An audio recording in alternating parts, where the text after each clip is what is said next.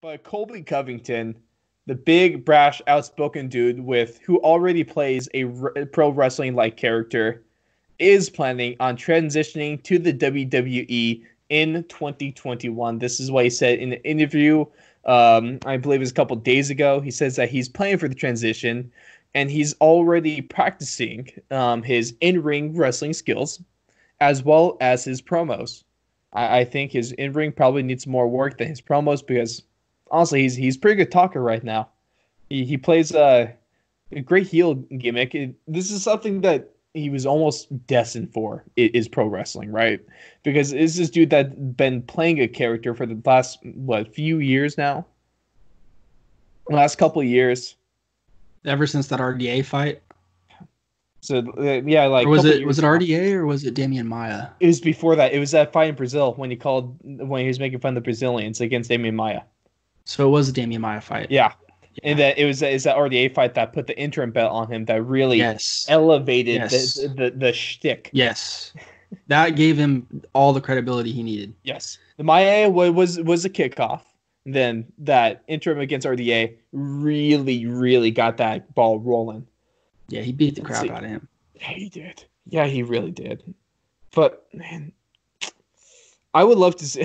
I'm interested. I'm really interested in this because he's entertaining as hell in the UFC. I can only imagine what he can do in pro wrestling because UFC, they're kind of transitioning into some aspects of pro wrestling in terms of like the marketing of it and like the promoting of it and that kind of style because it's entertaining and it sells. And this is something that Colby Covington is. He might be probably not the best because Conor McGregor is always going to be one of the best guys, but Colby Covington is definitely one of the best promo cutters in the UFC right now. And in a industry and in a setting like professional wrestling, I think he'll thrive. He'll thrive in that setting. Yeah, I think he's definitely not on Conor McGregor's level, but it's difficult to be on a guy like Conor McGregor's level. He's the best in the business at getting people to talk and having people put clips up of him and what he says. I can only imagine how many times the who the fuck is this guy video of course has been viewed. Right? Iconic. Covington, the only thing with him is, and people have said this many a times, nothing just feels natural with him. It just feels very artificial and forced and planned out, thought through. So credit to him for making it all a reality and getting it done, but I still think that it just looks so artificial to me still. But the main thing with Colby Covington is like his skills to me stand out. I think he is an elite level fighter. People try to say that he beat up a washed up Damian Maia, he beat up a washed up RDA. Man, enough with that. He is a good fighter. You saw the way that he fought Usman. I mean, it was a great fight. It was phenomenal, awesome fight. He just got one punch late in the 5th round. I mean, Usman was going to win that fight regardless, in my opinion. It would have been really, really close. I think so. I think if Usman didn't KO him, he would have won. You think Colby would have won? I think Colby would have won if he didn't get KO'd. But yeah, and that's not the point I'm trying to make here. No. The only point I'm trying to make is that Covington is an elite level fighter. But my only thing is he needs to make sure that if he wants to make this transition to WWE, don't go out on the note that like Ronda Rousey went on. Don't go getting knocked out viciously and then kind of running with your tail between your legs. Well, you forget she got knocked out viciously and she came back and got knocked out viciously again. Right. And Colby Covington got TKO'd kind of viciously. And now he's going to be getting into a grudge match, most likely with Tyron Woodley. That's the fight to make right there. I mean, it sells. It sucks for them that they didn't do it when they had a belt. That fight should have been signed. They lost money on that one. So that sucks, but that's the fight he needs. If Colby Covington can beat Tyron Woodley in 2020, I think he makes a seamless transition to the WWE in 2021, if that's his goal. Let's see. I love his quote about this whole thing. It sounds so perfect with his character. He said in this interview, he said, quote, I want to make sure when I go there, I make the biggest splash possible because I'm not here for a long time. I'm here for a good time. And I'm not here to make friends. I'm here to make money. When I go over there, I want to make Brinks truckloads of money. So I think we can all tell what his motivation for this whole transition would be. And with bigger guys too, you make more money in WWE than you do in UFC. And I can see why that's enticing. And it's also it's still physical. There's still a risk of injury, of course, in any kind of athletic thing you do. But you're not the difference between pro wrestling and MMA is you're not trying to actually kill the other person.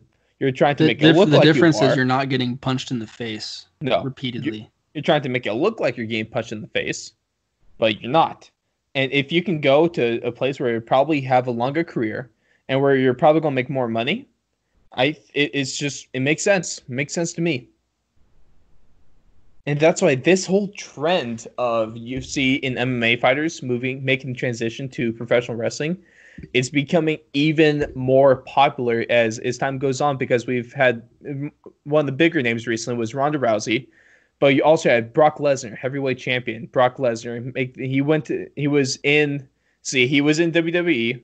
Then he went to, do you remember when he was on the team for the exhibition for the Vikings? Remember that? Who?